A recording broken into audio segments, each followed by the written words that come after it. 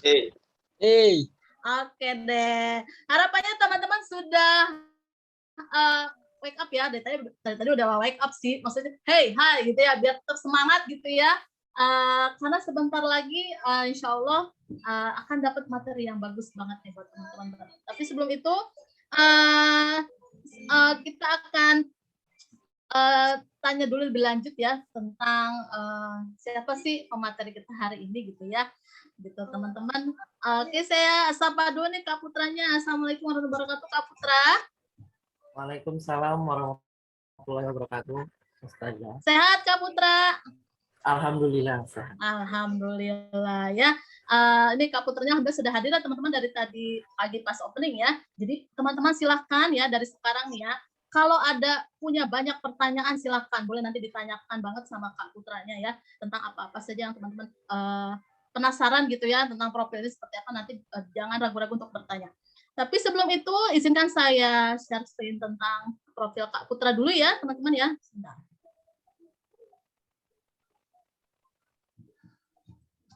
Oke teman-teman sudah terlihat? Sudah. Oke ya. Saya bacakan dulu CV dari Kak Putra. Beliau ini adalah seorang mahasiswa di Universitas Gadjah Mada UGM. Nah, kalau teman-teman punya cita-cita ke UGM, nah boleh banget ya, keren banget bisa masuk UGM. Kemudian jurusannya apa sih Kak Putra itu? Di jurusannya Prodi Antropologi Budaya ya. Kemudian program sarjana 2017 ya. SMA-nya juga di sini nih di SMA Negeri 5 Kota Bengkulu ya, di jurusan IPS ya. Nah, di sini Masya Allah luar biasa teman-teman ya, prestasi dan penghargaannya ini luar biasa sekali. Ada yang dari dalam negeri ya, ada yang bahkan dari luar negeri juga ya. Ini ada dari Malaysia ya, penghargaan dari Malaysia, Masya Allah luar biasa. Nanti boleh tanya-tanya tentang penghargaannya nih, pengalaman Kak Putra seperti apa ya, boleh banget ditanyakan. Kemudian ini ada pengalaman mengisi pelatihan juga ya. Nah, Kak Putra ini juga Masya Allah luar biasa ya dalam mengisi pelatihan penelitian. Banyak juga pengalaman-pengalaman teman-teman. Nih ada luar biasa ya. Ada mentor sosum, kemudian ada jadi narasumber sosialisasi workshop ya. Ada volunteer juga gitu ya. Kemudian ada narasumber juga. Dan Kak Putra ini tahun lalu pun di profil juga sudah jadi pemateri ya, pembicara gitu ya. Jadi ini tahun kedua ya Kak Putra ya kalau nggak salah ya. Oke, baik. Nah ini pengalaman organisasinya juga sangat banyak ya teman-teman ya, Masya Allah.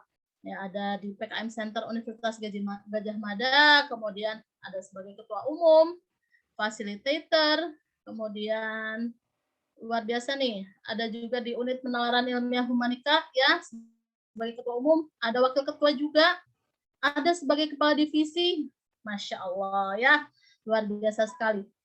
Nah, pengalamannya juga dalam bidang meneliti nggak kalah keren banget nih teman-teman ya. Bisa dilihat ya teman-teman ya. Riset payung Departemen Antropologi UGM ya. Nah, ini terkait dampak pandemi COVID-19 ya, ini yang sedang berlangsung ya sampai saat ini, maksudnya pandeminya gitu ya teman-teman ya. Nah, ini dijadikan sebuah penelitian Masya Allah gitu ya. Dan kemudian ada juga di penelitian hibah dana PKM Kemdikbud ya. Nah, kemudian juga ada hibah dana penelitian Fakultas Ilmu Budaya, kemudian hibah dana PKM Kemristek Dikti, kemudian hibah dana PKM Kemristek Dikti. Masya Allah ya, luar biasa sekali ini pencapaian Kak Putra ya teman-teman, luar biasa. Nanti kalau ada hal yang mau disampaikan atau ditanyakan boleh banget ya, jangan ragu-ragu untuk bertanya ke Kak Putra. Baik, tanpa berpanjang kalam ya, karena hari ini workshop kita tentang motivasi penelitian ya, terus bagaimana sih karya tulis ilmiah yang berbasis eksperimen ataupun yang naratif preview gitu ya, insya Allah nanti akan dikupas tuntas oleh Kak Putra. Kepada Kak Putra, saya persilahkan. Allahu Akbar. Wow. Silakan Kak Putra. Terima kasih Ustazah Sumiati yang sudah silakan saya. Sebelumnya suara saya sudah masuk teman-teman? Masuk Kak. Sudah Kak, jelas sekali alhamdulillah. Baiklah. Sebelumnya tadi saya minta ke Ustazah Hilda untuk bisa minta tolong share screen. Apakah sudah disampaikan ya? Sudah, Kak? Boleh. Mohon maaf Ya. sebelumnya soalnya laptopnya lagi agak sedikit bermasalah. Jadi kalau share screen dia loading. Ya, tidak apa-apa. Oke, baiklah saya buka dulu. Assalamualaikum warahmatullahi wabarakatuh. Selamat pagi Bapak Ibu Guru, Ustazah sekalian, juga tentunya adik-adik dari SMA IT Unggul Pro yang pada hari ini tentunya sangat antusias ya dan sangat semangat gitu untuk mengikuti rangkaian acara dari pembukaan profil pada pagi hari ini. Oke, teman-teman. Jadi pada kesempatan kali ini saya akan lebih ke apa ya? Kakak lebih suka nyebutnya ke sharing kayak gitu untuk teman-teman. Jadi kalau kayak workshop tuh kayak aku banget gitu ya, kita kayak jadi lebih ke cerita aja. Nanti banyak cerita tentang bagaimana sih sebenarnya membuat suatu riset atau penelitian kayak gitu berbasis eksperimen ataupun menggunakan narrative review kayak gitu. Jadi sebenarnya kan tipikal dari penelitian atau riset itu tuh kan banyak banget ya teman-teman. Mau ada riset action, ada riset eksplorasi, ataupun riset-riset lainnya kayak gitu. Cuman mungkin memang ya di masa pandemi ini beberapa jadi terbatas kayak gitu. Ada beberapa kendala, ada beberapa halangan sehingga riset-riset itu menjadi mungkin ada yang tidak bisa dilaksanakan secara penuh di masa pandemi. Dan pada kesempatan kali ini kita akan membahas yang kiranya cocok atau applicable untuk dilaksanakan di secara daring atau secara virtual atau di masa pandemi ini mungkin dengan prokes dan sebagainya. Yaitu ada eksperimen, juga ada narrative review nantinya. Oke, mungkin saya mohon izin untuk bisa di-share screen-kan materinya. Bentar, Kak. Nah, jadi begitu teman-teman. Jadi tuh di sini teman-teman udah pernah melakukan penelitian belum? Mungkin bisa dijawab lewat kolom chat aja kalau misalnya malu untuk mute kayak gitu. Ada yang sudah pernah melakukan penelitian mungkin di kelas 10 kemarin atau di SMP malah kemarin apa MTS-nya ada? Adakah? Bisa dijawab di kolom chat. Pernah, ada yang pernah nih di SMP. Wah, kan beberapa udah. Oke, nah jadi mungkin bagi teman-teman ada yang sudah familiar atau cukup familiar dengan riset, mungkin juga ada yang baru pertama kali kayak gitu ya untuk melaksanakan riset. It's okay, nggak apa-apa. Karena riset itu atau penelitian itu menyenangkan teman-teman. Penelitian itu kita nggak sekedar belajar, tapi lewat penelitian itu kita sebenarnya bermain memecahkan teka-teki kayak gitu, memecahkan satu masalah yang kita ungkap dengan metode secara keilmiahan kayak gitu. Jadi bermainnya tuh bermain yang punya aturan, punya metode yang jelas sesuai standar keilmiahan kayak gitu. Nah, oke, pada pagi hari ini kakak akan membagikan materi mengenai pengenalan penelitian dan karya tulis ilmiah, penelitian berbasis eksperimen dan naratif review bidang ilmu pengetahuan sosial atau IPS yang memang pas untuk teman-teman di jurusan IPS kayak gitu. Oke, mungkin bisa next. Oke, sebelumnya ini sih tadi udah dikenalin ya sama Ustazah Sumi. Mungkin kakak ulang sedikit. Jadi perkenalkan, nama kakak Muhammad Dian Saputra Taher. Kayak gitu teman-teman bisa panggil Kak Putra atau juga Kak Taher gitu sama. Kalau sekarang sebenarnya kakak tinggal sekarang tuh tinggal nunggu wisuda aja. Jadi udah yudisium, udah selesai semua. Jadi mohon doanya semoga nanti wisudanya lancar kayak gitu. Jadi sekitar bulan November nanti udah selesai kayak gitu. Kakak kuliah di jurusan Antropologi Budaya, Fakultas Ilmu Budaya, Universitas Gadjah Mada gitu. Nah, mungkin jurusan Antropologi Budaya apa sih kayak gitu ya mungkin ya. Jadi simpelnya aja jurusan Antropologi Budaya, Antropologi itu 11 12 sama Sosiologi, teman-teman. Jadi nggak beda jauh tuh. Cuman mungkin bedanya kajiannya kalau sosiologi lebih ke masyarakat luas, kalau kita di antropologi itu ke masyarakat yang unik dalam artian mungkin suku tertentu kayak gitu atau individu tertentu terkait perilaku dan budaya dari bagi teman-teman mungkin ada yang mau udah kepikiran mau ternyata ada yang mau ngambil antropologi kayak gitu. Nah, di UGM salah satunya ada kayak gitu. Atau di universitas-universitas lain juga sebenarnya ada sih kayak gitu, kayak di Unpad atau di UI kayak gitu atau di Undip, UB dan sebagainya ada. Oke. Next. Nah, kita langsung masuk ke materi.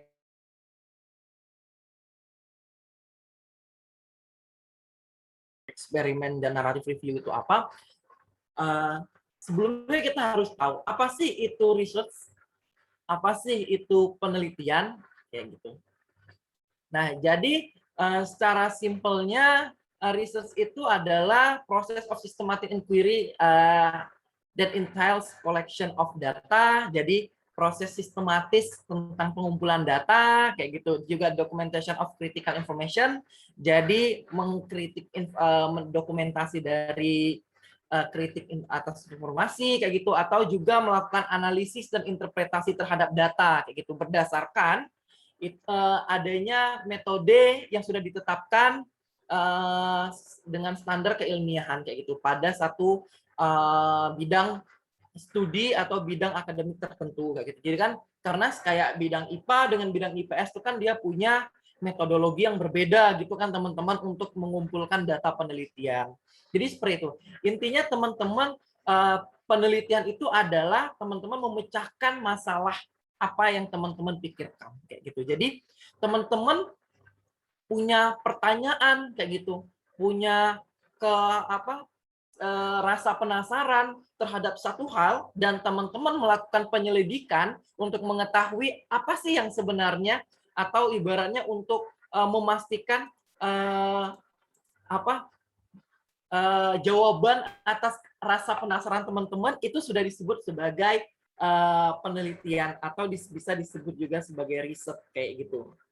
Nah, jadi menyenangkan karena dengan riset itu kita nggak sekedar belajar membaca buku, tapi teman-teman bisa bermain dan lebih dari itu. Karena apa? Kalau sejatinya, karena apalagi kalau riset-riset sosial ya teman-teman, umumnya kan banyaknya kayak ke masyarakat gitu ya, datang terjun ke masyarakat, mungkin kalau nggak pandemi gitu, dan teman-teman bisa langsung berinteraksi dengan masyarakat, misalnya melakukan penelitian ke petani-petani kayak gitu.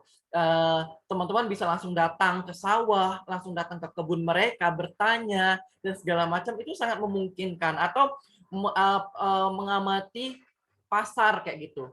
Teman-teman bisa datang ke pasar tradisional, mungkin terus membandingkannya dengan mall sambil jalan-jalan, dan itu sangat seru teman-teman. Jadi sangat memungkinkan. Ataupun secara online seperti ini juga sangat memungkinkan ketika teman-teman misalnya melakukan penelitian pengen melihat bagaimana sih pengaruh pembelajaran lewat online terhadap motivasi belajar siswa kayak gitu. Teman-teman bisa mengamati dari proses proses berjalannya kelas kayak gitu.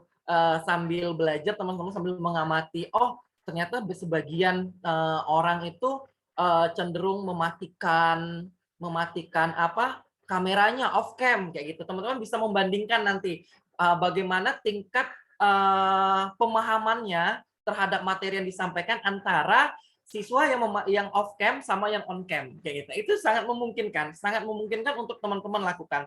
Karena pasti ada hasil, ada perbedaannya kayak gitu. Teman-teman bisa lihat, oh ternyata yang on cam ini dia punya tingkat pemahaman yang lebih tinggi kayak gitu misalnya dibandingkan yang off cam kayak gitu.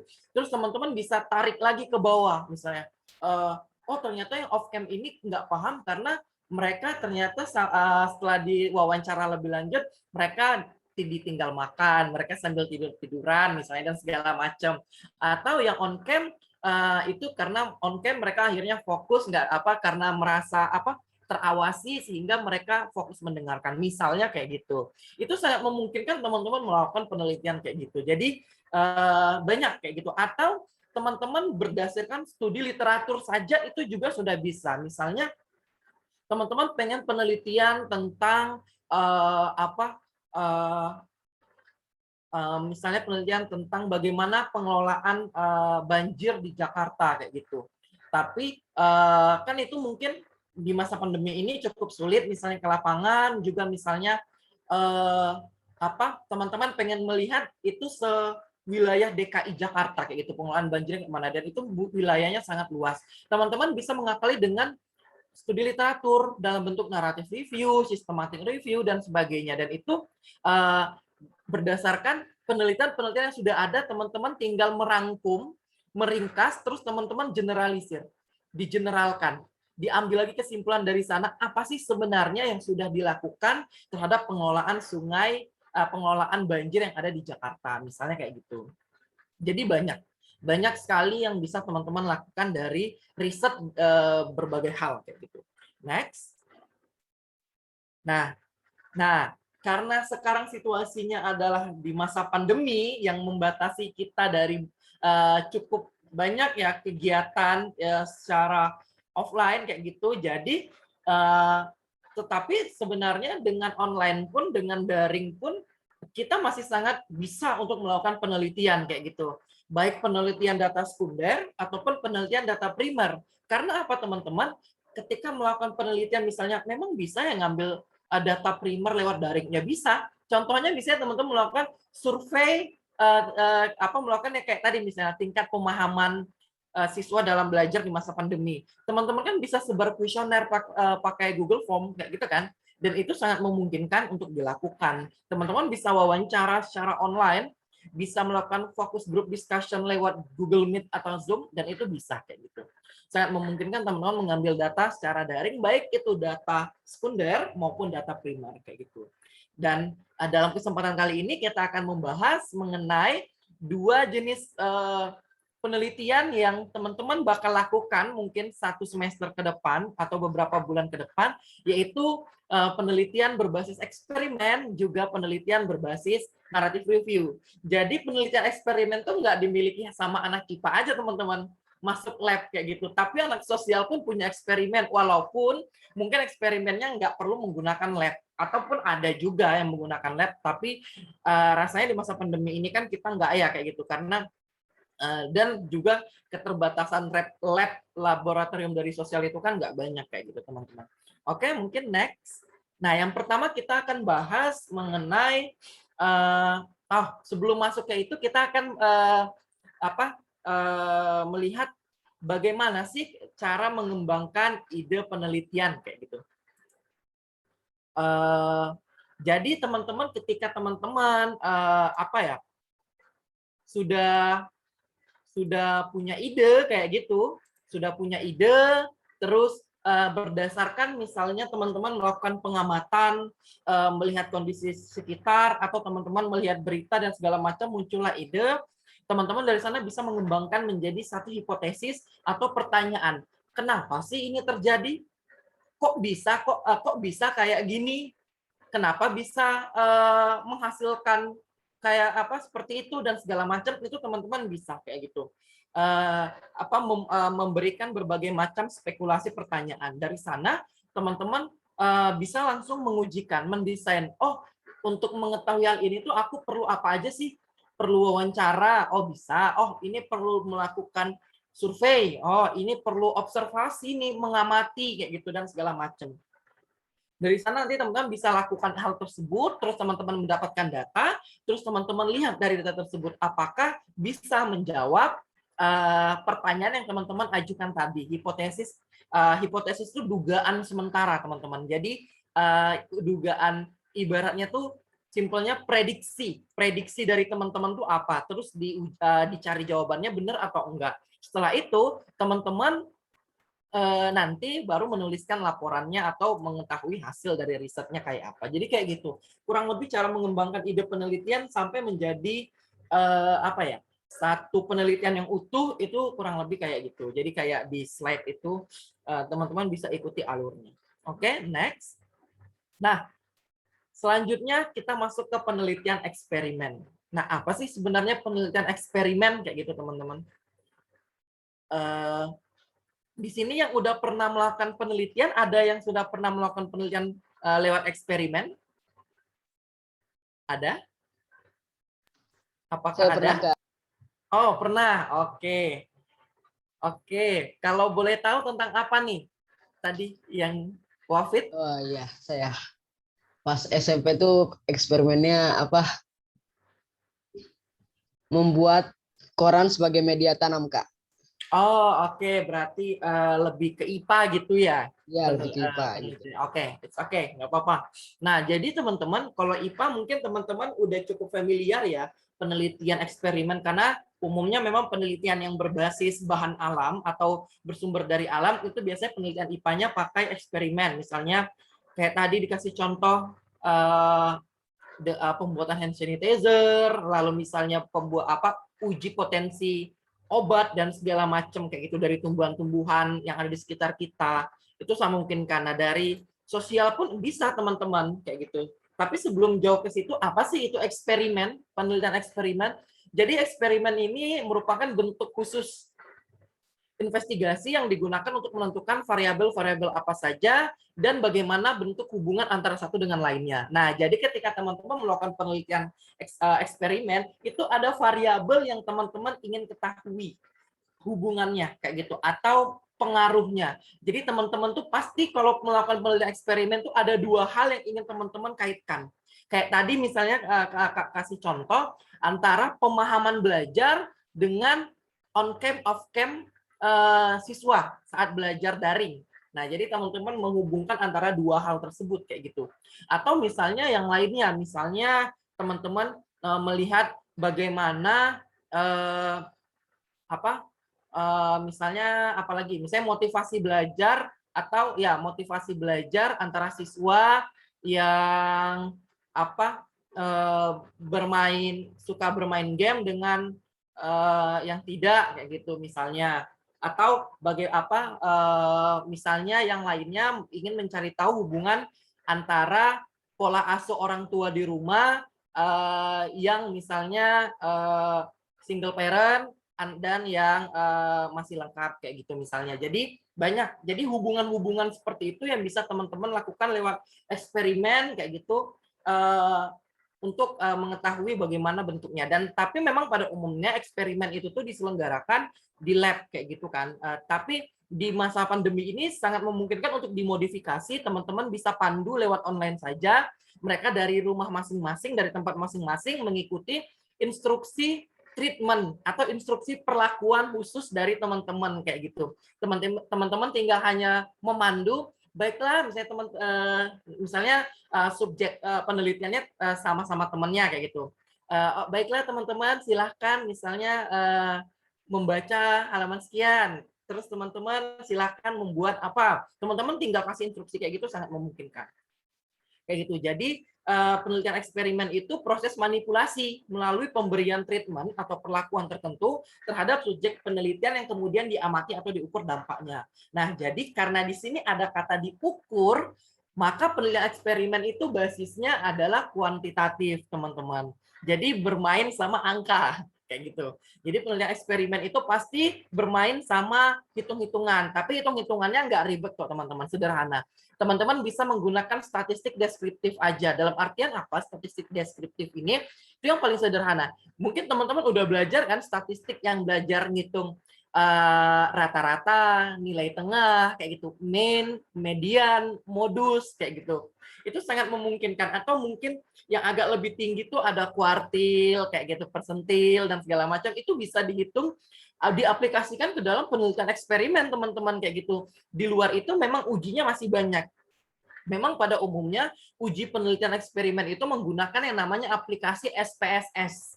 Kayak gitu. SPSS itu adalah simpelnya aplikasi statistika yang bisa digunakan untuk menghitung nilai-nilai dari hasil kuesioner atau uji eksperimen gitu teman-teman. Tapi di luar itu teman-teman bisa menggunakan Excel karena pada dasarnya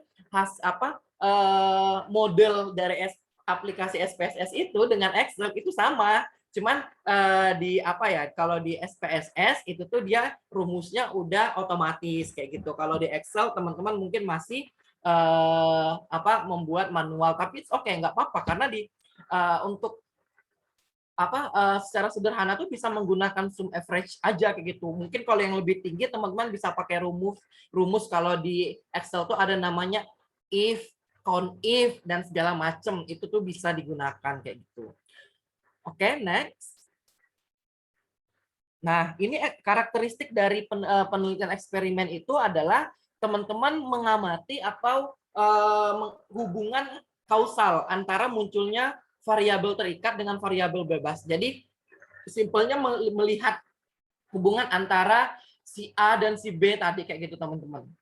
Teman-teman bisa membandingkannya kayak gitu ataupun hanya melihat secara keseluruhan kayak gitu. Terus ciri-ciri yang membedakan eksperimen dengan penelitian lainnya itu kalau di eksperimen itu teman-teman ada pasti namanya manipulasi variabel, ada kontrol, ada penugasan random, dan ada perlakuan atau treatment kayak gitu. Jadi ada 4 hal ini yang teman-teman harus penuhi di penelitian eksperimen kayak gitu. Tapi balik lagi di situasi pandemi ini mungkin teman-teman bisa sederhanakan kayak gitu karena ini tuh penelitiannya basisnya memang jadi tuh kalau teman-teman lihat kan karena ini umumnya penelitian eksperimen sosial itu basisnya kayak psikologi atau pendidikan.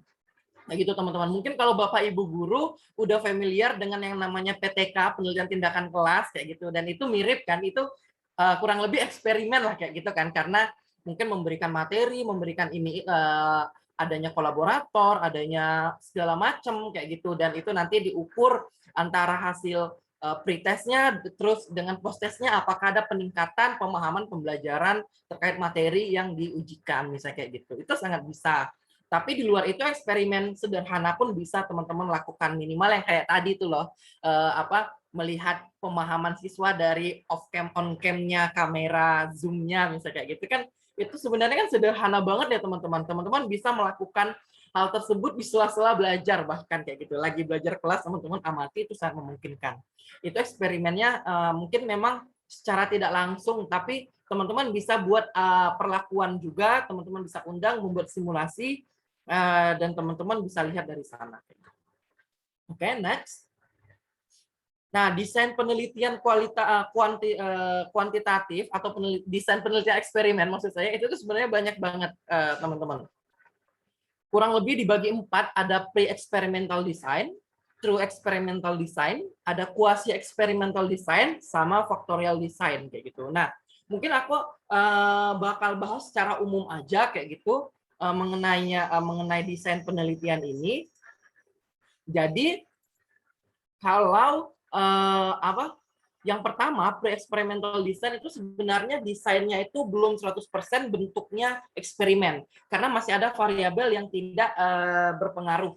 Kayak contohnya ada one shot case studies, yaitu tuh teman-teman hanya memberlakukan satu kelompok misalnya satu kelompok kayak gitu, satu kelompok orang, terus teman-teman langsung kasih perlakuan. Misalnya teman-teman mau melihat motivasi belajar siswa yang suka bermain Mobile Legend kayak gitu dengan Free Fire kayak gitu. Nah, teman-teman langsung buat misalnya di satu room Zoom, terus teman-teman langsung suruh mereka bermain permainan tersebut. Setelah itu teman-teman kasih materi dikasih penjelasan, misalnya penjelasan materi tentang apa, terus teman-teman kasih ujikan. Nah, itu jadi langsung ada model pengujiannya kayak gitu. Itu secara langsung kayak gitu, secara keseluruhan orang yang ada di ruangan itu. Itu one shot case studies kayak gitu. Terus ada juga namanya one group pretest post-test design sama satu kelompok, bedanya dia dikasih pretest dulu, dikasih soal sebelum teman-teman kasih perlakuan, setelah itu dikasih perlakuan, treatment, baru dikasih soal lagi setelah itu. Atau intake group comparison kayak gitu. Itu teman-teman membagi jadi setengah orang di kelas, ada yang dikasih treatment, perlakuan eksperimen, setengahnya lagi teman-teman biarkan aja. Terus teman-teman bandingkan. Itu bisa kayak gitu. Terus ada yang namanya true experimental design. Kenapa namanya true experimental design? Karena inilah yang bentuknya 100% eksperimen. Jadi ada post-test only control design, sama kayak tadi, kayak one shot case studies, study itu nggak ada bedanya, nggak ini sih, nggak terlalu jauh. Karena kalau yang di true experimental design, teman-teman benar-benar mengikuti langkah-langkah eksperimen. Kalau di pre-experimental design, teman-teman bebas pilih, cuman mau kasih perlakuan kah, cuman mau kasih manipulasi aja, atau teman-teman hanya ingin memberikan perintah random, itu terserah. Tapi kalau di pre-experimental, teman-teman harus memenuhi semuanya.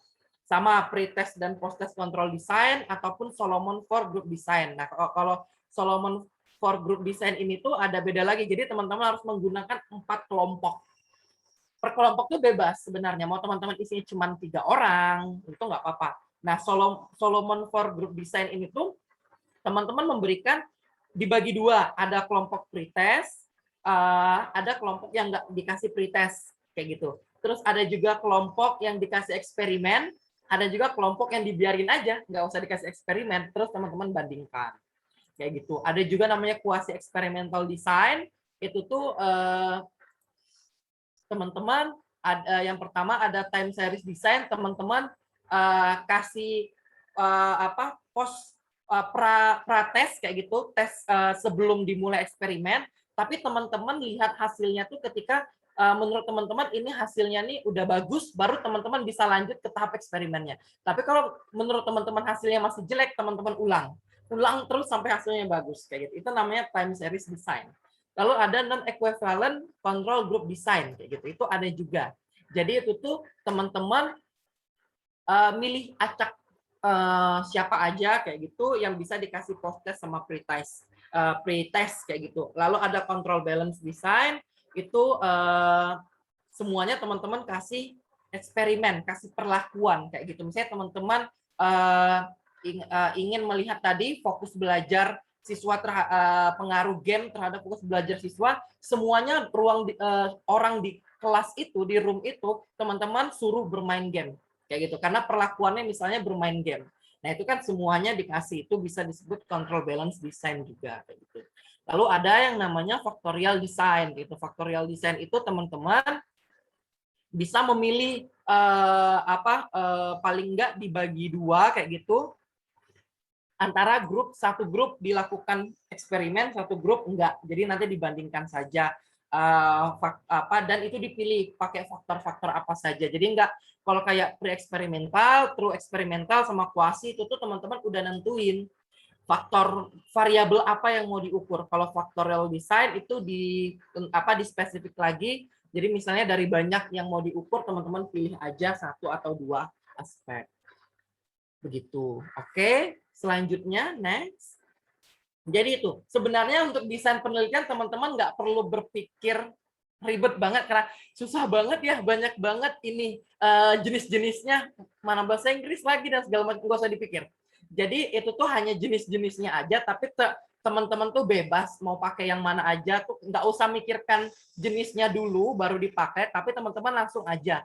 Oh, aku mau penelitian kayak gini. Nanti dari sana baru kita tentuin bareng-bareng, oh ini tuh termasuknya jenis ini, kayak gitu. Jadi nggak usah dipikirin dulu jenisnya. Nah, ini untuk prosedur penelitiannya. Kalau eksperimen, teman-teman mulai dari ya memilih dan merumuskan masalahnya, kayak gitu.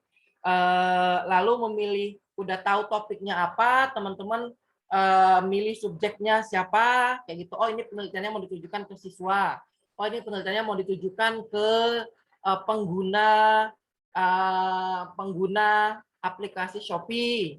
Oh, ini mau ditujukan untuk anak-anak di bawah umur 10 tahun dan segala macam.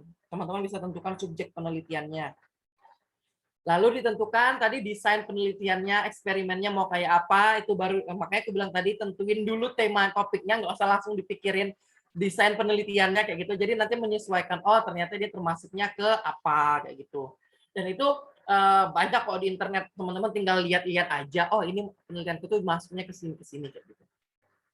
Dari sana teman-teman baru bisa menentuin ini tuh diukur pakai apa sih? Oh, pakai kuesioner. Kuesionernya apa aja sih yang mesti ditanyakan di dalamnya, itu setelah teman-teman tahu desain penelitian sama topiknya itu kayak apa, seperti itu. Lalu melaksanakan penelitian dan pengumpulan datanya, setelah itu lalu dianalisis dan dibuat laporan. Jadi memang eksperimen itu sebenar-benarnya penelitian, teman-teman, kayak gitu. Penelitian yang benar-benar penelitian, ibaratnya kayak gitu. Karena kan maksudnya di yang lain kan ada penelitian yang sifatnya kayak nanti yang kita bahas ada naratif review, itu kan teman-teman lebih ke membaca kayak gitu, membaca sumber-sumber literatur dan teman-teman bisa istilahnya tuh apa? Mencari intisari dari literatur tersebut kayak gitu. Jadi begitu kurang lebih untuk prosedur penelitian dari eksperimen. Oke, next. Nah, ini beberapa contoh dari penelitian eksperimen. Jadi kayak itu ada smoking effect terapi, solusi mengurangi perilaku merokok. Jadi penelitiannya itu mencerita tentang ada satu metode yang bisa digunakan untuk mengurangi intensitas seseorang untuk merokok kayak gitu. Nah, jadi metode itulah yang diterapkan. Jadi ada dua kelompok, antara satu kelompok ada dua kelompok perokok kayak gitu, orang yang merokok kayak gitu. Dia melakukan yang satu dikasih metode dikasih cara metode ini terapi pengurangi rokok ini, terus yang satu enggak, terus nanti dilihat hasilnya kayak gitu, apakah ada pengurangan yang signifikan terhadap perilaku merokok itu. Atau ada juga nih terapi autisme online menggunakan media YouTube. Ada pengaruh pelatihan pengembangan diri terhadap pada harga diri remaja berprestasi belajar rendah. Ada juga perbedaan harga diri remaja, misalnya ditinjau dari status keluarga bercerai dan keluarga yang tidak bercerai, misalnya kayak gitu. Jadi ada dua hal yang diuji, yang dilihat teman-teman. Kayak smoking effect terapi tadi adalah terapinya dengan perilaku merokoknya. Terus ini juga terapi autisme online dengan terhadap orang autismenya kayak gitu. Lalu ada pengaruh pelatihan pengembangan diri terhadap harga diri rendah remaja. Terus ada juga harga diri dengan status keluarga. Jadi ada yang dibandingkan, ada yang dihubungkan antara dua hal, dua variabel. Itu selalu menjadi ciri khas dari penelitian eksperimen. Seperti itu. Oke? Nah, jadi itu kurang lebih untuk penelitian eksperimen. Nah, sekarang kita masuk ke penelitian yang disebut dengan narrative review.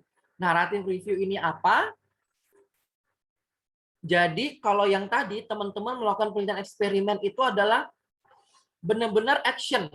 Ada tindakannya, teman-teman action mencari subjek penelitiannya, orang-orangnya, terus teman-teman mengondisikan subjeknya, melakukan intervensi ke subjeknya, ngasih perintah ke orang-orang untuk ngapain kayak gitu, baru teman-teman observasi, teman-teman ukur dan sebagainya.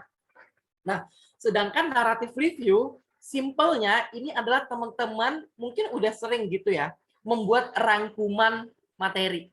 Nah, itu nggak jauh beda sama yang namanya narrative review kayak gitu. Jadi narrative review itu adalah tulisan hasil telaah untuk suatu topik tertentu dari sumber data atau database, atau hasil-hasil penelitian dipublikasikan pada jurnal-jurnal, skripsi orang, tesis orang, atau laporan-laporan penelitian lainnya kayak gitu. Jadi berupa telaah naskah dengan pola yang terstruktur dan tentunya sistematis mengikuti kaidah keilmiahan. Jadi nggak boleh asal comot ya teman-teman ya. Jadi tetap mengikuti standar keilmiahan, makanya dia bagian dari penelitian. Seperti itu, untuk mendapatkan pemahaman baru pada topik yang dibahas. Kayak gitu. Jadi teman-teman ibaratnya tuh teman-teman melakukan penelitian tentang pengaruh pandemi terhadap motivasi belajar siswa, kayak tadi misalnya versi eksperimen.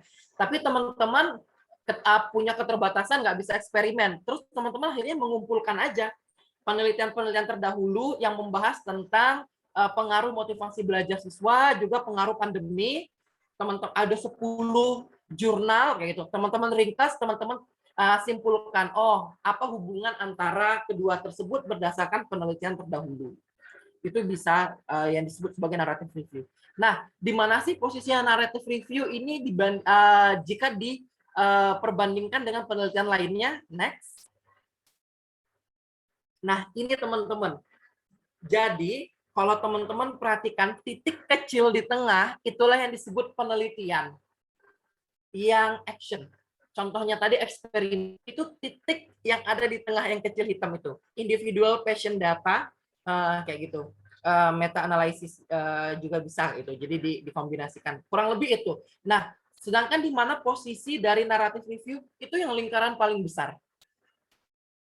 lingkaran paling besar yang tulisnya all review, also called overview, itulah yang disebut narrative review. Jadi narrative review itu adalah general aja teman-teman buatnya lebih umum, nggak usah khusus kayak gitu, itu boleh. Karena mau lebih khusus bisa disebut systematic review atau meta analisis. Meta analisis itu teman-teman menggunakan bank data yang ada di internet. Misalnya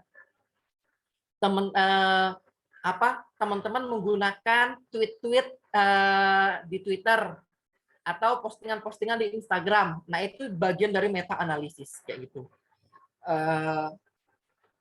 Sedangkan yang lebih luasnya sedikit itu namanya systematic review. Jadi menggunakan rangkuman-rangkuman, juga menggunakan data-data dari misalnya postingan-postingan orang. Misalnya teman-teman mau melihat pengaruh strategi influencer terhadap minat belanja seseorang kayak gitu. Nah, teman-teman pakai melihat observasi dari Twitter, dari Instagram. Nah, itu bagian dari meta analisis. Terus dibandingkan dengan hasil-hasil penelitian terdahulu, maka jadilah systematic review. Tapi kalau teman-teman hanya menggunakan studi literatur saja, itu maka disebut narrative review atau traditional review, atau yang lebih dikenal dengan sebutan literatur review kayak gitu. Jadi kalau simpelnya tuh, tapi cukup berbeda ya. Tapi secara garis besar, kalau teman-teman buat penelitian, bab 2 itu ada tinjauan pustaka. Nah, itulah bagian dari narrative review yang disebut literatur review-nya. Jadi naratif review-nya itu lebih advance karena kita harus mencari intisari dari sana. Kalau tinjauan pustaka kita hanya mencantumkan teorinya apa, penelitian terdahulunya apa, tanpa mencari kesimpulannya apa gitu. Nah, dan naratif review itu sampai ke tahap mencari kesimpulan dari bacaan yang teman-teman lakukan. Kayak gitu. Oke, selanjutnya next. Oh iya, kalau teman-teman ada yang ingin ditanyakan, boleh banget langsung diketik di kolom chat biar nggak lupa. Jadi nanti setelah materi kita langsung bahas. Nah, ini struktur dari narrative review, teman-teman. Jadi struktur dari narrative review itu kurang lebih, mungkin tadi udah ada profil tadi, buku panduannya udah ada ngasih formatnya ya, tapi kurang lebih seperti ini. Jadi ada introduction, terus literatur search-nya apa aja kayak gitu. Jadi pendahuluannya, ya kayak pendahuluan penelitian pada umumnya kayak gitu. Kenapa teman-teman mengangkat topik itu kayak gitu. Lalu ada central body atau discussion-nya, hasil pembahasannya apa aja kayak gitu. Terus ada kesimpulannya kayak gitu. Dan itu dibuat dalam bentuk, nanti disajikan dalam bentuk laporan penelitian seperti yang sudah diminta dalam buku panduan profil teman-teman tadi. Jadi itu kurang lebih, jadi ada introduction atau pendahuluan, ada discussion, pembahasan, juga ada conclusion atau kesimpulan. Kayak gitu. Itu 3 poin utama yang ada di narrative review. Beda sama apa tadi? Eksperimen kayak gitu. Eksperimen itu teman-teman ada pendahuluan, ada tinjauan pustaka, ada metode penelitian, ada hasil pembahasan, juga ada kesimpulan, kayak gitu. Jadi ada 5 poin kalau di eksperimen, kalau di narrative review ada 3 poin. Pendahuluan, pembahasan, dan kesimpulan. Seperti itu, oke, next.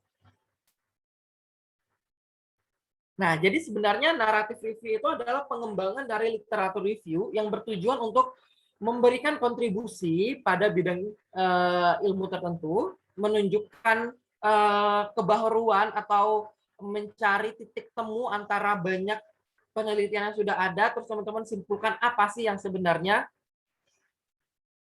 yang generalisir atau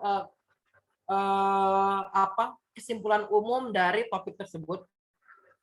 Lalu mencari kelemahan-kelemahan penelitian terdahulu atau studi-studi sebelumnya. Jadi teman-teman di narrative review itu sangat bisa untuk memberitahu, memaparkan apa kekurangan dari penelitian terdahulu yang harus diperbaiki, kayak gitu teman-teman paparkan, sehingga nanti hasil narrative review teman-teman bisa dijadikan pedoman untuk penelitian eksperimen atau penelitian tindakan yang sebenarnya, kayak gitu di masa yang akan datang. Kayak gitu. Itu dari narrative review. Oke, next. Nah, ini contoh sumber penulisan dari narrative review. Teman-teman mungkin bisa catat juga, kayak gitu. Mungkin nanti ini materinya di-share ke teman-teman. Jadi kalau penelitiannya terkait budaya kayak gitu, teman-teman mau meneliti. Kalau naratif review itu cenderung lebih bebas ya teman-teman topiknya. Semua topik penelitian yang basisnya riset, yang action research itu bisa dijadikan naratif review teman-teman. Jadi apapun penelitian, apapun topik, apapun dia pemberitaan yang ada di Indonesia ini memberitakan kasus-kasus COVID. Apakah pemberitaannya cenderung kontennya negatif kayak gitu dalam artian membawa kata-kata negatif atau banyak membawa kata-kata positif. Itu bisa pakai namanya analisis wacana. Pakai berita-berita aja teman-teman bisa kayak gitu dari mungkin Liputan 6, Kompas, Tribun dan sebagainya kayak gitu bisa pakai artikel ilmiah. Tentunya jangan lupa menggunakan jurnal-jurnal lainnya karena kuncinya tuh naratif review itu ada di jurnal-jurnal. Ketika teman-teman campurkan kayak gitu dengan berita dan sebagainya itu udah bisa jadi sangat bisa jadi systematic review atau meta analisis, tapi it's okay. Itu bisa kita bilang bagian dari naratif review kayak gitu. Karena naratif review itu induknya yang paling gedenya kayak gitu. Lalu penelitian berbasis sastra, misalnya teman-teman ingin melihat unsur-unsur interpretasi dari aktor atau tokoh yang ada di dalam cerpen novel ayat-ayat cinta, itu teman-teman boleh itu jadi pakai penelitian berbasis sastra itu diperbolehkan naratif review jadi teman-teman baca dulu novelnya terus diinterpretasi unsur-unsur intrinsiknya itu diperbolehkan. Lalu dilihat mungkin udah ada penelitian-penelitian yang sejenis dengan novel sejenis, teman-teman bandingkan. Atau penelitian hukum, kalau penelitian hukum kan memang cenderung naratif review ya, karena membandingkan antara jurnal-jurnal ataupun sumber-sumber hukum undang-undang lainnya kayak gitu. Jadi ini penting banget. Ini bisa teman-teman catat untuk sumber-sumber penulisan dari naratif review. Oke, next. Nah, ini contohnya, contoh data naratif review. Misalnya penelitian tentang persepsi masyarakat desa di Yogyakarta atau di Bogor misalnya itu terhadap COVID-19 dan hubungannya dengan modal sosial. Kayak gitu. Nah, teman-teman kalau seharusnya kalau luring, teman-teman kan harus datang ke dinas kesehatan misalnya untuk meminta data, wawancara, terus wawancara ke masyarakat secara langsung kayak gitu kan terjun kayak gitu FGD dan segala macam. Tapi karena daring dan melakukan naratif review, teman-teman cukup cari data kasus COVID yang ada di Indonesia misalnya dari website Satgas COVID, dari website BPS, terus teman-teman cari dari berita, teman-teman cari dari jurnal-jurnal yang meneliti pandemi COVID, itu sudah cukup. Kayak gitu. Nanti teman-teman tampilkan dalam bentuk data, penjelasan deskripsi, tabel, atau gambar, itu sudah bisa. Jadi sebuah naratif review. Seperti itu. Jadi itu, kurang lebih contohnya kayak itu, untuk naratif review. Oke, next. Nah, ini gambaran mungkin ya, dari model naratif review itu kayak apa tuh kayak ini. Jadi kalau misalnya penelitian langsung kan tadi, seperti yang aku bilang tadi ya, langsung ke lapangan, kayak gitu, pakai physical based methods, atau ketemu langsung. Terus kalau naratif review, teman-teman bisa menggunakan data mining, database dari jurnal, media daring, sumber-sumber data BPS dan segala macam dikumpulkan kayak gitu. Bisa pakai software, ada software bantunya sebenarnya teman-teman dalam mengumpulkan data. Tapi menurutku nggak perlu dulu lah untuk pemula pakai. Jadi cukup teman-teman baca, teman-teman ringkas aja. Kayak selayaknya meringkas buku, meringkas materi kayak gitu, materi-materi pembelajaran sama kayak gitu. Biasanya kan mau ujian tuh biasanya ngeringkas tuh kan, buat catatan ringkasan, mau dihafalnya sama kayak gitu. Tekniknya nggak beda sama hal tersebut. Sehingga nanti cuman bedanya dilaporkan dalam bentuk laporan penelitian, naratif review atau naratif paper kayak gitu. Mungkin itu, next. Nah, ini contoh-contohnya dari penelitian penelitian naratif review kayak gitu. Jadi semuanya tuh sangat bisa dijadikan naratif review. Ada tuh itu dia tentang konsumsi yang ilegal, tentang konsumsi dan perdagangan daging anjing kayak gitu. Jadi melihat pertentangan perdagangan daging anjing secara umum di Indonesia. Jadi nggak usah dilihat khusus juga bisa, atau di Jawa Barat aja kayak gitu. Itu kan pasti udah ada berita-berita penelitian terdahulunya. Teman-teman tinggal simpulin apa sih kata penelitian-penelitian itu semua kayak gitu. Atau ini juga ada hibriditas budaya, adaptasi repatrian Jawa Kaledonia Baru sebagai potret penguatan kebudayaan di Indonesia. Juga bisa membandingkan antara orang Jawa yang ada di Indonesia dengan orang Jawa yang ada di negara Kaledonia Baru. Itu bisa. Sehingga kenapa kok mereka akhirnya bisa memunculkan yang namanya bahasa Jawa Perancis kayak gitu. Atau bahasa Japran. Itu ada, dan itu bisa, kan nggak mungkin ya mau ke Kaledonia sana jauh kayak gitu. Teman-teman lihat penelitian-penelitian dahulu aja kayak gitu. Terus next ada contoh-contoh lainnya. Nih, model pengembangan anggur Bogor berbasis local knowledge dengan pendekatan sistem agribisnis di Kasepuhan Cipta Gelar. Nah, ini yang aku bilang tadi. Jadi mungkin walaupun di Bogor lokasinya mungkin susah, misalnya teman-teman mau ke Kasepuhan Cipta Gelar dan segala macam, teman-teman pakai aja penelitian-penelitian terdahulu, penelitian-penelitian tentang pertanian yang ngomongin sistem pertanian di Bogor, di Kasepuhan Cipta Gelar kayak gitu, tentang penanaman anggur. Terus teman-teman tinggal simpulin dari situ bagaimana memang model pengembangannya kayak gitu. Atau ini lebih memungkinkan lagi untuk studi literatur. Jejak toleransi Kerajaan Majapahit sebagai sumber pembelajaran pendidikan karakter bangsa. Tuh, kan udah banyak banget ya penelitian tentang Kerajaan Majapahit. Nah, teman-teman tinggal simpulin apa nilai-nilai pendidikan yang bisa diambil dari Kerajaan Majapahit berdasarkan penelitian-penelitian yang sudah ada. Atau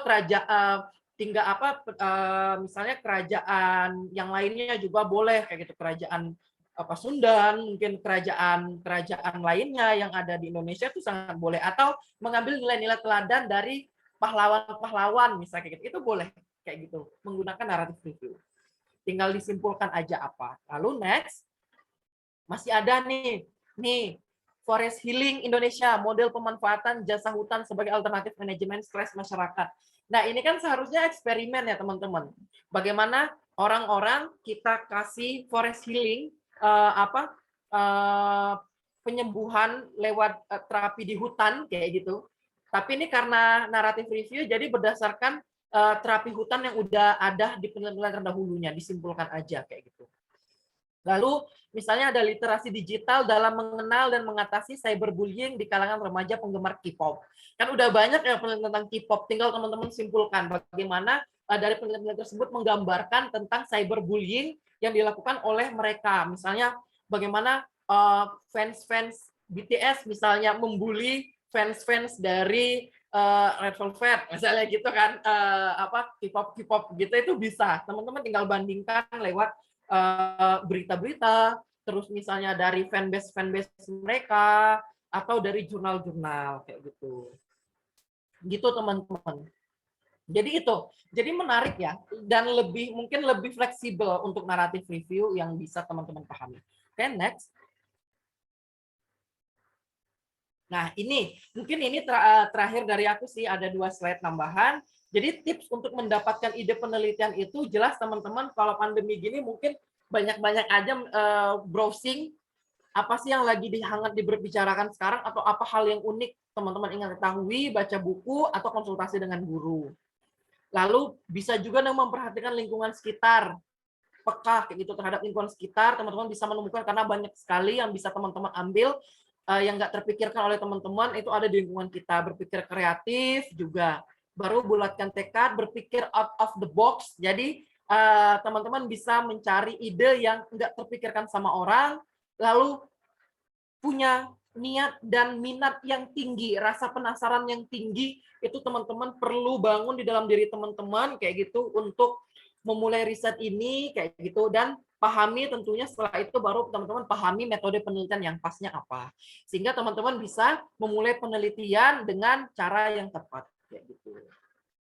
Oke, next. Nah, selain dari itu penelitian itu sangat memungkinkan untuk teman-teman karya tulis itu diikutkan di kompetisi. Nah, tipsnya untuk membuat kompetisi KTI yang baik itu, membuat KTI untuk kompetisi kayak gitu yang baik ya tentunya menggali ide tadi, lalu juga susun hipotesis seperti yang kakak bilang tadi, banyak diskusi dengan guru, orang-orang berpengalaman, membuat kelompok timnya. Biasanya kan buat karya tulis itu pakai tim, umumnya kan 2 sampai 3 orang, ataupun sendiri juga ada sih sebenarnya. Yang utama kalau kompetisi adalah patuhi pedoman dari pihak penyelenggara terkait deadline, format, dan sebagainya, teman-teman. Terus jangan gugup ketika presentasi atau ketika di pengumuman finalis lolos, teman-teman pede, yakin, kayak gitu, sampaikan apa yang sesuai dengan yang teman-teman pahami. Karena penelitian tersebut, yang paham kan sebenarnya teman-teman, juri atau orang yang bertanya, panelis, itu kan nggak tahu tentang penelitian teman-teman. Yang tahu 100% ya teman-teman, jadi pede. Ya gitu. Kalau gagal, jangan putus asa, jadikan itu motivasi untuk teman-teman untuk terus berkarya selanjutnya, membuat teman-teman makin penasaran untuk ikut lomba-lomba selanjutnya kayak gitu. Tentunya yang terakhir adalah minta doa restu kepada ayah ibu, orang tua, dan berdoa kepada Allah Subhanahu wa taala. Seperti itu teman-teman. Jadi teman-teman semangat, dari sini setidaknya teman-teman sudah dapat gambaran apa bedanya antara penelitian eksperimen sama naratif review. Teman-teman tinggal pilih untuk kegiatan profil beberapa bulan ke depan ini, teman-teman mau menggunakan yang mana, kayak gitu, minatnya yang mana, itu bisa disesuaikan. Karena harap teman-teman dari penjelasan singkat ini, teman-teman paham apa yang harus teman-teman lakukan selanjutnya dan apa yang teman-teman harus pilih untuk terkait ide penelitian kayak gitu. Mungkin next, itu terakhir dari kakak. Kalau ada pertanyaan, monggo disampaikan lewat kolom chat kalau masih malu-malu. Kalau misalnya masih bisa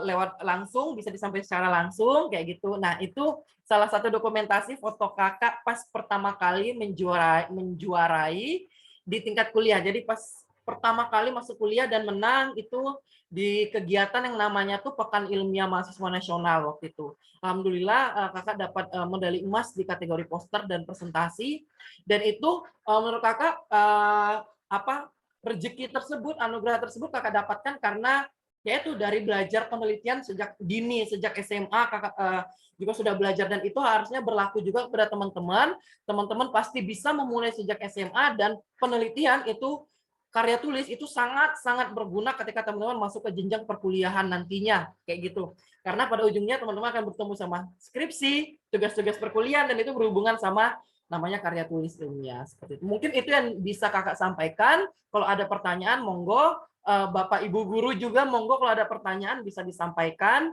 Saya akhiri. Bila itu wal hidayah. Wassalamualaikum warahmatullahi wabarakatuh.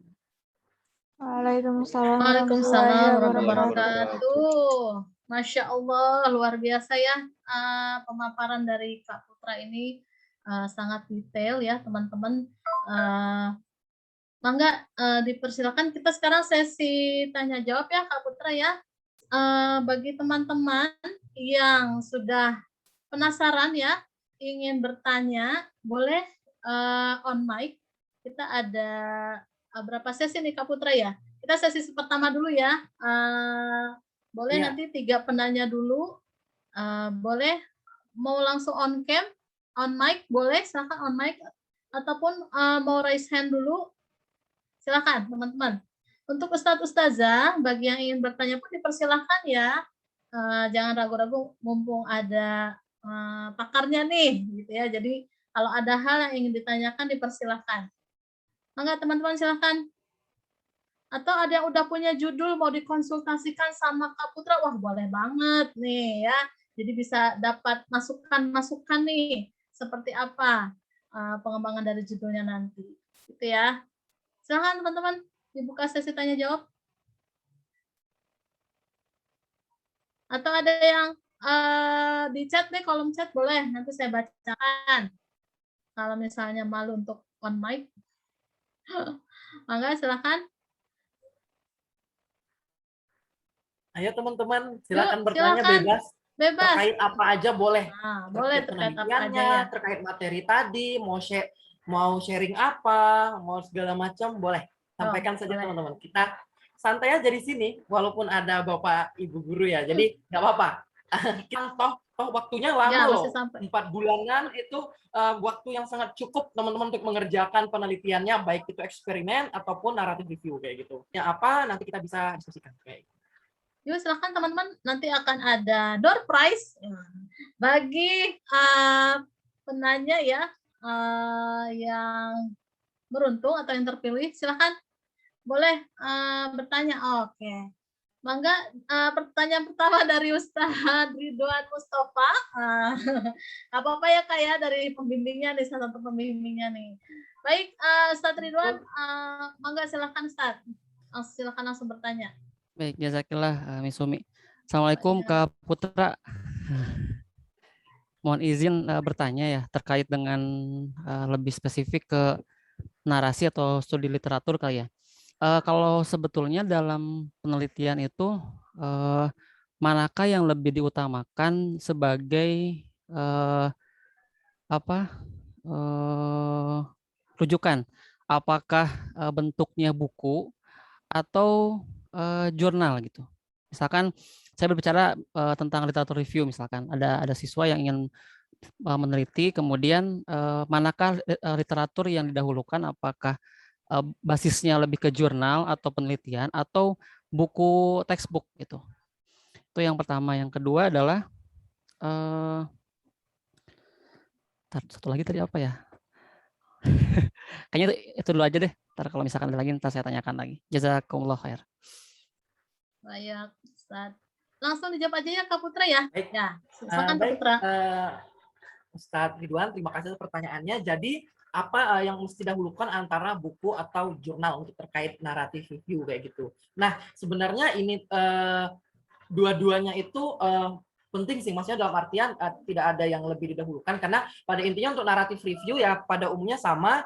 Yang tidak bisa dipakai itu adalah blog kayak Kompasiana, terus juga Blogspot dan Wikipedia. Itu yang nggak bisa. Antara buku sama textbook ataupun jurnal itu balik lagi Ustadz. Jadi teman-teman di sini juga bisa dipahami. Jadi jurnal itu biasanya dia langsung yang membahas topik spesifiknya, teman-teman. Misalnya kayak tadi penelitian tentang misalnya budaya suku Baduy kayak gitu misalnya. Kan kalau jurnal biasanya dia langsung membahas tentang penelitian-penelitian tentang budaya suku Baduynya dan segala macam ritual-ritual di suku Baduynya misalnya dan segala macam kayak gitu. Sedangkan buku itu biasanya halnya lebih general, bersifat teori misalnya itu. Buku tentang kebudayaan kontemporer misalkan kayak gitu, atau buku tentang apa. Jadi biasanya kayak gitu. Jadi bisa dipakai dua-duanya sih kayak gitu. Kalau tapi biasanya kalau mau dilihat per topik banyaknya biasanya memang di jurnal kayak gitu, Ustadz kayak gitu. Sedangkan di buku kan biasanya memang hal-halnya lebih umum ya, kayak buku metode penelitian, terus juga bisa walaupun ada juga buku-buku terkait misalnya tentang jelajah suku Baduy misalnya gitu. Ada juga, cuman kalau misalnya kan dia buku itu biasanya lebih general, lebih umum pembahasannya dibandingkan jurnal yang lebih spesifik. Jadi semuanya bisa dipakai. Untuk mengaitkannya ke teori, teman-teman semua di sini bisa berpedoman pada teori-teori yang ada di buku, karena biasanya kan teori kan kadang umurnya udah lama ya, udah tua kayak gitu tuh bisa dipakai kayak gitu lewat buku. Tapi bentuk praktis hasil-hasil penelitian terdahulu biasanya ada pada jurnal seperti itu. Jadi dua-duanya sangat memungkinkan untuk dipakai secara bersandingan kayak gitu. Begitu Ustadz Ridwan. Apakah sudah terjawab Ustadz pertanyaannya? Cukup jelas, alhamdulillah. Ada pertanyaan kembali lagi Ustadz? Cukup deh, udah. Baik. Oke, ini ada yang raise hand ya, sebentar. Kalau Ustadz sudah bertanya. Baik. Mana tuh yang raise hand? Berarti ada yang raise hand ya? Oke, teman-teman. Oh ya, ini ada yang raise hand nih, Kak Putra nih, dari Muhammad Afian ya? Hafiz. Oke, silahkan. Boleh langsung bertanya Muhammad Hafiz Alaudin. Ya, silahkan. Terima kasih Ustazah. Ya. Ini Kak, saya ingin bertanya, kalau misalnya dari hasil penelitian itu, apakah kita harus membuat setelah penelitian ya, membuat wujud dari hasil penelitian itu kayak benda dari yang dihasilkan, atau cukup dengan karya tulisnya aja, gitu Kak? Oke, langsung saya jawab aja ya Ustazah ya. Ya, langsung aja Kak. Oke, pertanyaannya menarik. Jadi teman-teman, penelitian itu tidak mesti yang namanya harus membuat produk. Mungkin penelitian produk itu, produk desain itu lebih familiar di penelitian anak IPA, buat hand sanitizer, terus atau penelitian anak teknik, buat robot apa, buat teknologi apa, kayak gitu. Nah, penelitian IPS itu cenderung tidak ada wujudnya. Dan pada umumnya memang tidak punya wujud, teman-teman. Dalam artian apa? Karena itu tadi, teman-teman mau penelitian misalnya tentang kebudayaan suku Baduy. Apa yang mau dibuat? Teman-teman mau membawa orang suku Baduy datang ke lokasi presentasi kan enggak gitu kan. Jadi memang enggak mesti jadi enggak mesti harus ada wujudnya dalam bentuk karya tulis saja, karena pada umumnya penelitian sosial itu ya begitu, bentuknya hanya laporan, tidak ada wujudnya. Mungkin ada, sekalipun teman-teman membuat metode khusus, misalnya teman-teman menciptakan metode pembelajaran juga nggak ada wujudnya, kayak gitu kan. Kecuali misalnya, metode pembelajarannya menggunakan wayang. Nah, wayangnya yang dibuat misalnya kayak gitu. Metode pembelajarannya menggunakan apa kayak gitu, menggunakan origami kayak gitu ya, teman-teman buat origaminya aja kayak gitu. Jadi nggak sampai ke sana. Kecuali penelitian lapangan itu juga bisa sih kayak membawa artefaknya, misalnya kayak tadi penelitian suku Baduy, teman-teman misalnya setelah dari sana kalau terjun ke lapangan teman-teman membeli pernak-pernik Baduy untuk ditunjukkan, itu boleh kayak gitu. Tapi untuk membuat wujud real dari hasil penelitian kita itu memang sifatnya relatif. Jadi nggak semua penelitian sosial itu punya wujud, dan pada umumnya memang tidak punya wujud. Jadi nggak ada kewajiban yang harus dibuat, produknya teman-teman cukup membuat karya tulisnya saja kayak gitu. Mungkin wujudnya dalam bentuk dokumentasi. Jadi dokumentasi penelitian itu penting teman-teman. Apalagi penelitiannya action research, kayak misal dalam artian kayak tadi penelitian eksperimen itu kan teman-teman foto misalnya zoomnya. Kalau naratif review ya memang nggak ada dokumentasinya sih kayak gitu. Di luar yang basisnya studi literatur itu biasanya punya dokumentasi, dan itulah yang menjadi produk dari bukti dari penelitian kita. Kalau kayak penelitian IPA membuat hand sanitizer, ya buktinya ya harus ada hand sanitizer-nya. Membuat robot pengambil sampah ya buktinya ya kita harus buat robotnya. Lah kalau IPS kan enggak kayak gitu. Jadi lebih general saja, lebih fleksibel kayak gitu. Bagaimana? Ya Kak, terjawab Kak. Oke. Baik. Cukup, Hafiz? Ada lagi yang ditanyakan? Cukup Ustazah, itu aja. Baik, terima kasih Hafiz atas pertanyaannya. Tadi juga sudah ada yang raise hand nih, ada Rahma Kamila ya dari 11 IPS 2. Oke, baik.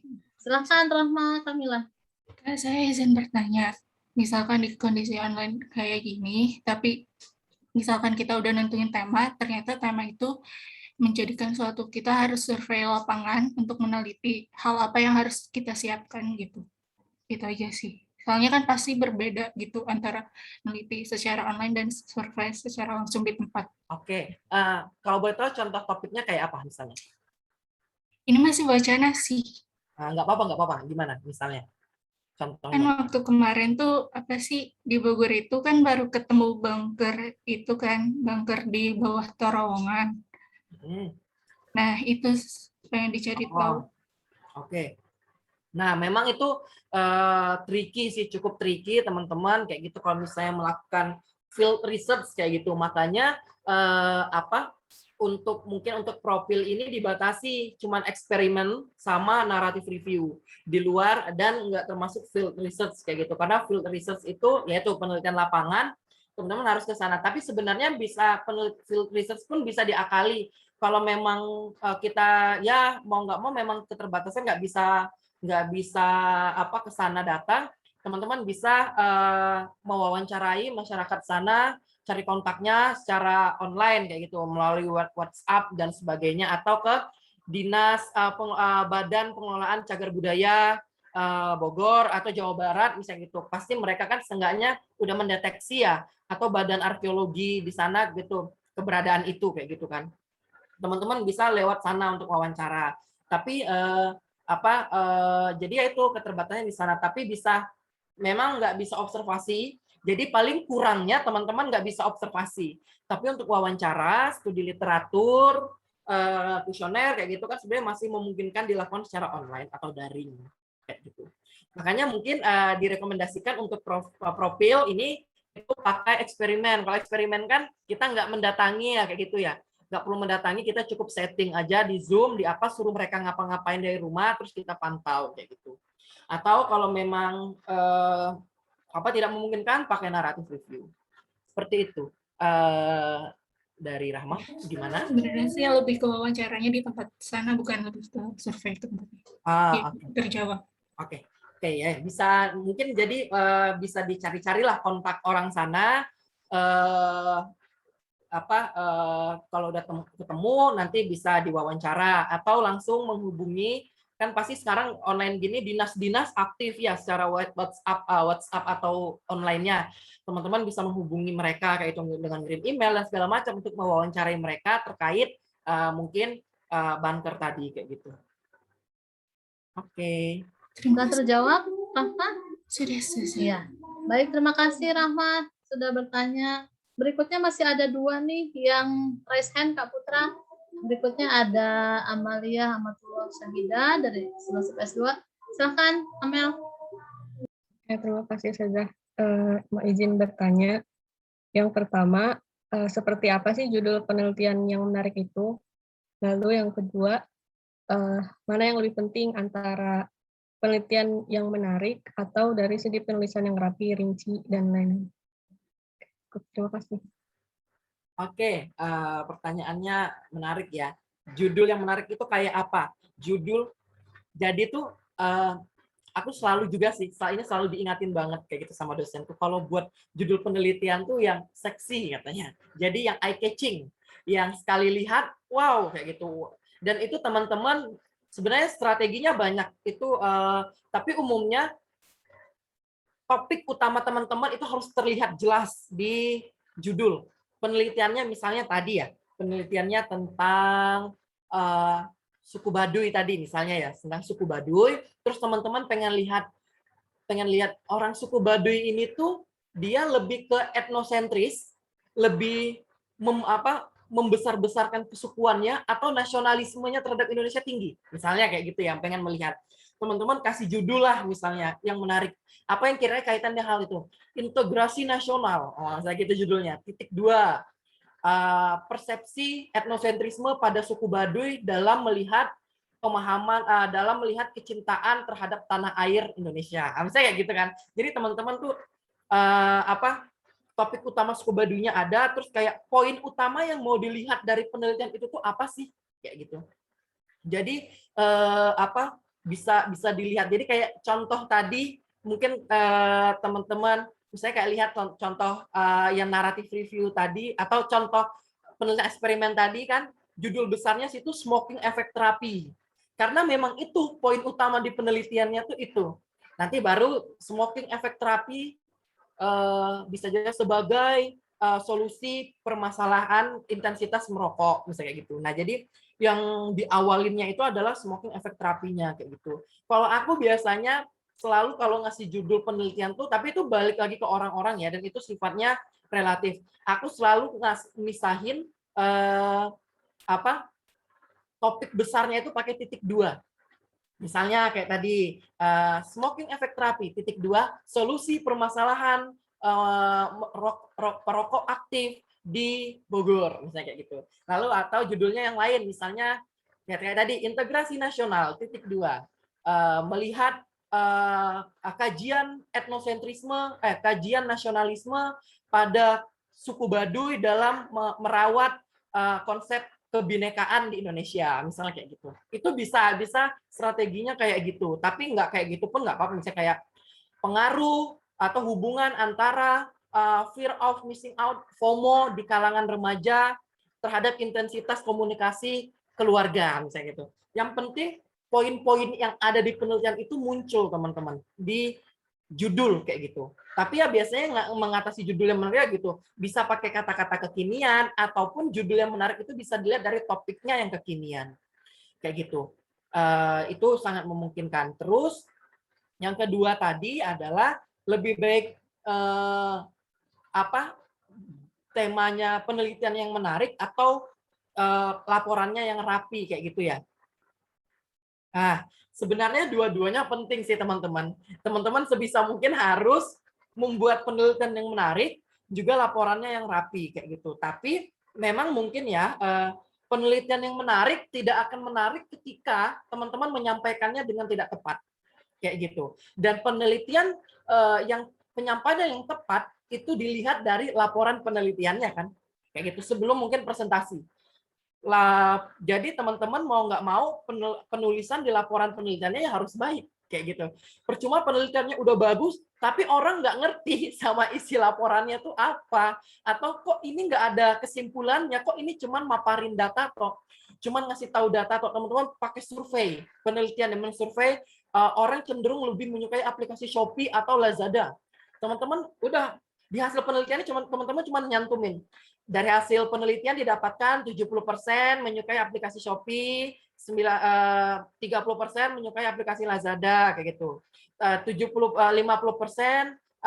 menggunakan Shopee 2 kali sehari, 80% menggunakan membuka aplikasi Lazada lebih dari 5 kali sehari. Itu kan oh ya udah orang tahu, tapi dari situ apa? Teman-teman bisa menyimpulkan misalnya bahwa kecenderungan misalnya kecenderungannya adalah kesimpulannya adalah bahwa masyarakat itu lebih menyukai belanja online yang memiliki diskon lebih banyak atau memiliki gratis ongkir lebih banyak dibandingkan yang tidak menyediakan gratis ongkir kayak gitu kan, karena dari sana teman-teman tahu oh iya ya kalau di Shopee itu ternyata banyak gratis ongkirnya misalnya kayak gitu, sehingga teman-teman bisa ngasih tahu bahwa strategi bisnis online itu di masa sekarang itu paling baik ketika ada fitur atau ada fasilitas gratis ongkir dari owner all shop-nya. Nah, itu kan kesimpulannya di sana kayak gitu kan. Nah, teman-teman bisa kalau teman-teman hanya memaparkan data toh kita nggak tahu ujungnya apa. Ini mau diapakan data ini kayak gitu. Itu. Jadi benar. Jadi laporannya itu juga penulisannya harus baik. Walaupun tidak memang topiknya juga harus menarik, penelitian harus menarik. Tapi semua penelitian menurut aku tuh menarik. Nggak ada penelitian yang jelek, nggak ada penelitian yang salah. Mungkin itu kan perspektif orang. Ketika pun orang bilang itu penelitiannya jelek atau topiknya kurang up to date, ketika teman-teman menyampaikannya dengan bagus di laporan, maka penelitiannya akan jadi terlihat bagus. Seperti itu. Jadi sangat memang cukup bergantung juga dengan bagaimana teman-teman menyampaikan baik secara presentasi maupun secara laporan. Seperti itu Amalia. Terima kasih Kak terjawab. Sudah terjawab ya, Amel. Baik, Kak Putra, sayang sekali nih waktunya sudah hampir di ujung. Jadi untuk teman-teman yang belum bertanya ya, mohon maaf waktunya terbatas. Nanti mungkin bisa di lain waktu ya Kak Putra ya. Insya Allah nanti akan ada workshop berikutnya. Baik, sebelum kita tutup, ucapkan syukron jazakallahu khairan katsiran untuk Kak Putra yang hari ini Masya Allah luar biasa ya teman-teman, sudah memberikan sudah sharing ya berbagai macam wawasan tentang penelitian baik itu eksperimen maupun naratif review ya, sudah sangat jelas sekali. Nanti insya Allah filenya boleh dikasih ke teman-teman ya Kak Putra ya, teman-teman maksudnya ke siswa ya, boleh ya, ya supaya nanti bisa dipelajari lebih lanjut gitu. Dan juga ucapan terima kasih banyak buat teman-teman ya yang hari ini Masya Allah nih kelas 11 IPS 1 dan IPS 2 sudah hadir, sudah antusias sekali mengikuti workshop satu ini. Semoga nanti diberikan kemudahan ya dalam melaksanakan profilnya gitu ya. Dan juga syukron jazakumullah khairan katsiran untuk semua ustazah pembimbing yang sudah hadir di sini membersamai anak-anak pembimbingnya gitu ya. Dan juga untuk semua panitia juga ucapan syukron jazakumullah khairan katsiran atas kerja kerasnya sudah menyelenggarakan workshop ini. Dari saya mohon maaf lahir batin jika ada salah, baik itu disengaja ataupun tidak sengaja maupun terkait teknis ya penyelenggaraan hari ini. Kita tutup saja acara hari ini dengan membaca hamdalah bersama. Alhamdulillahirabbil alamin, istighfar, astagfirullahaladzim, dan doa kafaratul majlis, subhanaka Allahumma wa bihamdika asyhadu an la ilaha illa anta astaghfiruka wa atubu ilaik. Sekali lagi, terima kasih banyak semuanya. Assalamualaikum warahmatullahi wabarakatuh. Waalaikumsalam. Waalaikumsalam warahmatullahi Terima wabarakatuh. kasih banyak, Kak Waalaikumsalam. Putra. Ya, Ustazah, semangat Kak. buat teman-teman Banyak, Kak. untuk penelitiannya. Nah, oke. Terima kasih, Kak. Terima kasih, Kak. Mohon izin live Ya, teman-teman, Ustazah. ya terima kasih banyak Kak Putra.